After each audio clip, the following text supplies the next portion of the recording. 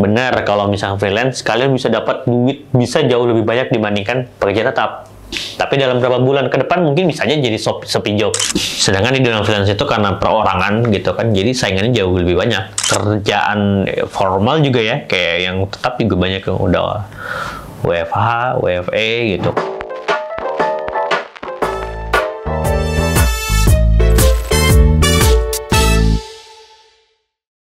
Oke, balik lagi di CCTV. Coba-coba tanya Pando. Jreng. Apa kabar guys? Baik ya. Episode berapa kali ini? Episode ke-23. Nasa. Iya, bener. Oke, nanti kita lihat ya. Apakah benar episode 23? Oke, balik lagi di CCTV ya. Konten yang coba-coba tanya Pando. Kalian akan tanya semaunya tentang yang mau kita bahas ya. Nah, kali ini yang kita mau bahas adalah karyawan tetap versi freelance. Jadi kita sudah lontarkan pertanyaan sehingga kalian bertanya tentang apa yang terjadi di karyawan tetap dan freelance ya. Jadi dan jawabannya juga nanti terserah saya ya. Jadi tapi saya sebisa mungkin untuk yang lebih ke arah positif lah, yang tidak menjerumuskan kalian. Jadi insya Allah aman dan amanah. Oke, sebelum kita ditanya-tanya, sebelum saya terutama tanya-tanya oleh dua judges seperti biasa, tapi saya akan mengungkapkan fun fact atau lebih kepada pengertian nih kalau saya lihat ya.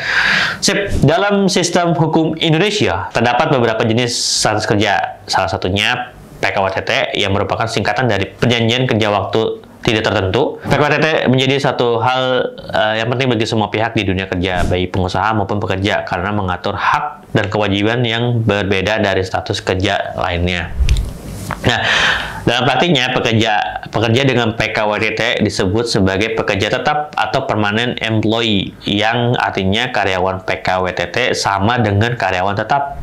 Nah, namun untuk mekanismenya, pekerja tetap harus melalui masa percobaan paling lama 3 bulan. Setelah melalui masa percobaan, maka pekerja langsung dianggap menjadi karyawan tetap. Nah, itu istilahnya ya, ada PKWTT atau perjanjian kerja waktu tidak tertentu. Biasanya ada satu lagi PKWT ya, pekerjaan waktu tertentu ya. Jadi waktunya di kontrak lah, itu biasanya istilahnya kontrak. Mayoritas masyarakat ingin menjadi karyawan tetap. Alasannya karena jika menjadi karyawan tetap akan mendapat banyak benefit, yaitu tunjangan karyawan tetap ya, akan berupa tunjangan kesehatan dan tunjangan pensiun, penghasilan yang lebih konsisten, dan memiliki jam kerja yang tetap, yaitu jam 9 sampai jam 5 atau jam 8, jam 4, jam 8 sampai jam 5. Nah, itu terserah dari kantornya. Jika dibandingkan dengan freelance dengan jam kerja yang tidak menentu. Nah, di sini ada data jumlah pekerja tetap di Indonesia berdasarkan umurnya. Oke, saya bacain ya. Atau di sini nih ya. Nih. Yang 15 sampai 19 nanti ada sekitar 5,9 juta, pokoknya banyak lah. Ya, itu ini data-data pekerja yang memang pekerja tetap ya, yang di Indonesia pada tahun 2020. Ya kan, bisa kalian lihat sendiri ya. Nah, kemudian freelance adalah istilah yang digunakan untuk menggambarkan seseorang yang bekerja secara independen dan tidak terikat pada satu perusahaan atau organisasi tertentu.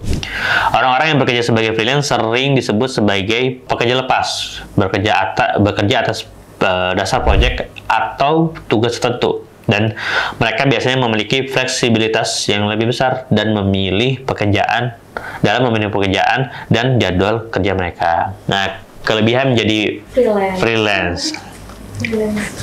Kenyataan pertumbuhan ya kan, jadi banyak individu yang memilih untuk menjadi freelance karena fleksibilitas dan peluang yang ditawarkan semakin beragam. Ya kan, jadi freelance dapat ditemukan di berbagai sektor dan bidang pekerjaan, mulai dari penulis, desainer, programmer hingga ahli, dan berbagai disiplin ilmu seperti pengetahuan seni dan teknologi. Nah, terus pemilihan proyek sebagai freelancer memiliki kebebasan untuk memilih proyek yang diinginkan, yang ingin dikerjakan ya. Jadi mereka bisa pilih bebas. Penghasilan bervariasi. Pendapatan seseorang freelance dapat sangat bervariasi. Beberapa freelance dapat menghasilkan pendapatan yang sangat besar, sementara yang lain mungkin mengalami fluktuasi pendapatan yang signifikan tergantung pada proyek yang mereka kerjakan. Nanti kita bahas fun fact-nya. Fun fact lanjutannya, Badan Pusat Statistik atau BPS mencatat 33,34 juta orang bekerja sebagai freelancer. Wow, udah banyak banget ya. Dan small business owner hingga Agustus 2020. Angka ini naik 4,3 juta orang atau 26% dari tahun sebelumnya meningkat. Meningkatnya tren ini tidak berarti tantangan pekerja lepas di Indonesia menjadi lebih ringan, gitu. Tapi tetap akan jadi berat ya. Nanti saya akan jelaskan. Nah, ini perbandingannya ya, pekerja informal sama pekerja formal ya. Kayak pekerja informal itu landai sempet nggak terlalu banyak, tapi memang kayak pekerja formal atau yang ini lebih naik ya secara datanya ya, gitu.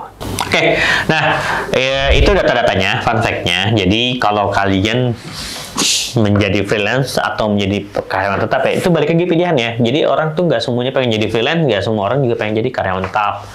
Jadi punya challenge-nya masing-masing. Benar, kalau misalnya freelance kalian bisa dapat duit bisa jauh lebih banyak dibandingkan pekerja tetap. Tapi dalam beberapa bulan ke depan mungkin misalnya jadi sepi job gitu kan. Jadi itu adalah pilihan hidup yang memang harus kalian pilih masing-masing. Sedangkan kalau kalian tetap pun sama gitu kan. Kalian mungkin akan konsisten akan mendapatkan salary yang itu aja gitu. Mungkin juga punya kenaikan karir yang bagus juga gitu kan. Tapi balik lagi tidak ada yang selamanya ya. Kadang juga perusahaan kan nggak selamanya sustain gitu atau established gitu kan, udah stabil gitu kan. Karena juga ada penurunan di mana itu memang harus disesuaikan.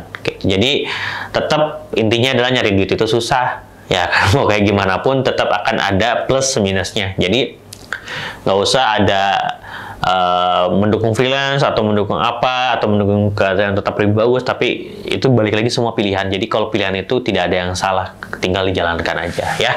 Jadi kenapa bisa banyak juga mungkin karena sekarang freelance itu makin tumbuh ya, tadi sekitar 26% mungkin kalau nggak saya. Jadi di beberapa tahun ke belakang ini naik karena aksesnya atau tools-toolsnya semakin banyak sehingga orang semakin berani untuk bikin freelance gitu kan. Jadi mereka untuk memberanikan diri untuk mencoba jadi seorang freelance gitu, sehingga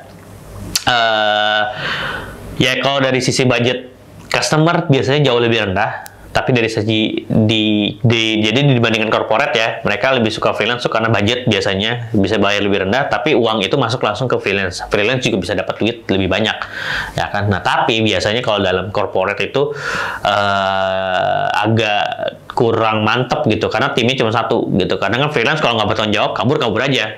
Padahal project udah dibayar semuanya, tapi projectnya belum selesai gitu kan. Itu bisa jadi resiko dari si customer tersebut gitu. Ya, jadi kalau mau nyari murah resikonya besar, tapi kalau mau nyari mahal minim resiko, lebih minim resiko, karena kalau misalkan kita bertransaksi secara entitas ya akan lebih safe gitu ya. Oke. Itu saja kelebihannya. Terima kasih udah nonton. Hah? Belum. Masih ada yang bertanya ya? Masih ada. Oke, kita balik ke pertanyaannya. Sekarang silakan tanya. Nih, Mas, apa sih yang menjadi pertimbangan seseorang dalam memilih antara mau jadi karyawan tetap atau mau jadi freelance? Pertimbangannya? Iya. Yang paling pertama udah pasti income ya. Yang kedua mungkin fleksibilitasnya. Yang ketiga mungkin karirnya. Gitu. Kalau misalkan mereka tidak fokus ke karir tapi fokus ke income, berarti mereka akan pilih ke freelance. Ya, tapi dibalik itu lagi kalau ke freelance tadi yang saya bilang, apakah akan ada pendapatan yang relatif sama setiap bulannya, karena mungkin mereka bisa save 1 tahun misalkan dengan uang freelance mereka dalam sekali job, tapi kan setelah itu mereka harus cari job-job lagi gitu. Sedangkan di dalam freelance itu karena perorangan gitu kan, jadi saingannya jauh lebih banyak gitu, dan mereka akan bisa banting-bantingan harga gitu kan. Mereka harus survive cari klien yang di mana lagi, dan mereka ngerjain itu sendiri ya. Tapi kalau misalkan secara karyawan ya, kalian punya gaji yang stabil setiap bulannya udah pasti dapat, tinggal performance kalian ditaikin untuk bisa naik gaji lagi. Dan karir juga nanti akan jadi pilihan bahwa kalian tuh pengen di dunia karir yang secara profesional atau yang secara informal kayak tadi gitu. Biasanya itu sih faktornya gitu. Oke, lanjut. Mas, apa tantangan yang dihadapi oleh karyawan tetap dan freelance dalam mengembangkan karir mereka? Tantangannya itu belajar aja. Itu yang paling susah ya. Karena gini, sekarang itu karena semuanya serba cepat ya, cari informasi cepat, ya kan, cari referensi cepat, ya, terus customer juga udah pinter sekarang ya. Pinter itu dalam artian mereka bisa cari referensi jauh lebih banyak dibandingkan zaman dulu, karena semua informasi itu cepat datangnya. Sehingga tantangannya adalah kita mau bikin keunikan atau expertnya kita tuh sejauh mana gitu. Karena kalau freelance itu udah benar-benar mengandalkan diri kita sendiri, bukan tim lagi, ya kan? Jadi diri kita yang harus diolah, yang harus dikembangin lagi secara mindsetnya juga, secara berbisnis juga yang pasti, karena itu hubungan sama bisnis juga ya, walaupun freelance gitu ya. Cara nge-approach customer juga kayak gimana, jadi skill-skill itu yang harus ditingkatkan. Kalau enggak nanti kalian akan kehilangan klien, bahkan kalau misalkan kalian servisnya nggak bagus, sempat mengecewakan dan tidak akan direkomendasikan sama yang lain lagi. Jadi karena freelance itu butuh referensi yang jauh lebih banyak, ya kan. Jadi kalian harus mempersiapkan diri kalian untuk ke pengembangan diri kalian, gitu. Oke, terjawab ya. Lanjut. Lagi. Mas lebih fleksibel mana sih jadi karyawan tetap atau freelance? Freelance ya, harusnya ya, karena mereka nggak ada jam masuk, jam keluar ya. Tapi karena itu resikonya kadang mereka harus kerja deadline atau segala macam. Tapi kan timeline juga mereka yang mengerjakannya, jadi mereka tidak terpaku sama waktu yang pasti sih. Tapi sekarang juga kerjaan formal juga ya, kayak yang tetap juga banyak yang udah WFH, WFE gitu kan. Jadi menurut saya bisa disandingin, tapi mungkin tidak se-fleksibel freelance gitu. Oke, lanjut. Mas, sekarang kan saya pekerja di suatu perusahaan. Kalau misalnya saya mau dibarengin karir menjadi freelance, apakah bisa? Bisa, kalau waktunya bisa kalian atur gitu ya. Jadi balik lagi, kalau misalkan bisa bagi waktu, bisa bagi belajarnya juga, ya silakan aja. Tapi ingat ya, kalian tetap harus mengutamakan yang perusahaan kalian bekerja di situ, karena ya udah pasti kalian dapat pendapatan dari sana gitu kan. Dan kalau misalkan memang harus berbagi dengan freelance kalian kebutuhan tambahan, yaitu kalau bisa di luar jam kerja atau pekerjaan kalian yang di sana udah selesai baru bisa kerja freelance gitu. Karena tetap ya, ujung-ujungnya mau freelance atau kerja tetap, yang diutamakan lagi adalah di diri kita adalah tanggung jawab terhadap pekerjaan tersebut gitu. Kalau misalkan kita nggak bertanggung jawab sama yang pekerjaan di kantor, kalian pun jadi freelance tidak akan jadi punya tanggung jawab yang besar, ya gitu. Jadi itu yang nggak ngelatih. Tapi kalau kalian selesai dulu semua kerjaan kalian yang ada di di kantor, semuanya udah clear, nah kalian baru bisa next step-nya ke freelance, karena kalian udah disiplin sama tanggung jawabnya kalian. Tapi kalau belum, freelance kalian juga akan berantakan nanti, karena hubungannya sama tanggung jawab. Jadi membiasakan diri untuk bertanggung jawab itu akan susah, gitu. Oke, lanjut. Mas, ada nggak sih perlindungan atau tunjangan yang didapat untuk freelance? Kalau kerja tetap kan biasa ada asuransi kesehatan, pensiun. Ya kalau itu ada juga. Sebenarnya kalau kalian freelance ya, kalian tinggal kan biasanya dibayar kantor, misalkan kayak BPJS atau asuransi gitu ya. Tapi kan kalian tinggal investasi ke sana lagi ya, tinggal bikin lagi asuransi. BPJS juga bisa dibayar mandiri, BPJS ketenaga kerjaan juga kita bisa bayar juga sendiri ke mereka gitu kan. Jadi itu juga bisa. Nah, jadi bukan hanya pekerja kantoran sendiri, tapi ya karena kalian freelance, jadi bayarnya mandiri aja. Asuransi, BPJS, ketenaga kerjaan, kesehatan, dana tua, itu tuh semuanya bisa kalian lakukan sendiri gitu kan. Jadi bukan hanya kerja kalian di kantor, abis itu kalian nggak punya fasilitas itu ya. Jadi itu masih bisa banget gitu ya. Jadi penunjangan terhadap tunjangan kalian yang tidak ada di kantor, itu biasanya masih bisa juga dapatkan dari kalian, tapi kalau misalkan kalian mengikuti programnya ya. Tapi kalau enggak ya nggak ada gitu. Yang penting itu bisa dibayarkan secara mandiri gitu. Oke? Lanjut. Pertanyaan terakhir. Apa? Bapak di mana? Seperti biasa ya? Iya, pertanyaan podcast. Ya kalau sekarang sih tim kerja tetap ya, bukan karyawan tetap ya. Ya walaupun freelance saya minim banget sih. Kalau dulu sempat bahas ini kan, hustle ya, apa namanya? Side hustle ya. Saya tetap ke sana sih. Saya hustle itu belum lah. Saya nggak mau terlalu banyak ini karena kerjaan saya juga udah banyak ya. Jadi untuk freelance itu nggak ada waktu. Jadi kalau bisa ya karyawan tetap nggak apa-apa. Tapi karyawan tetap itu mungkin pesan aja kali ya buat teman-teman yang ada di sana gitu.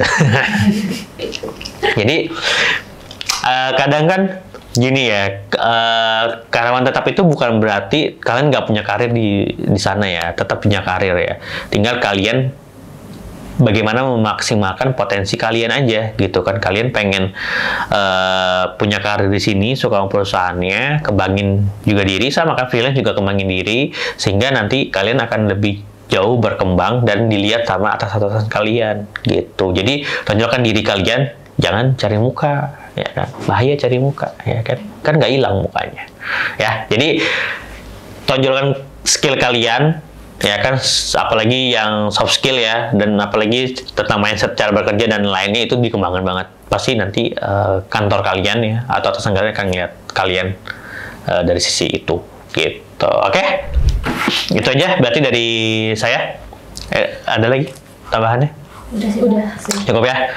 Oke, kalau kayak gitu cukup untuk CCTV kali ini. Semoga bermanfaat untuk kalian. Jangan lupa di-share ya kalau untuk bermanfaat. Kalau ini bermanfaat, jangan lupa di-like, di-subscribe, dan komen-komen di bawah ini kalau ini jadi pembahasan yang menarik untuk kalian. Jadi kalian di mana? Silakan komen di bawah ini. Bye-bye!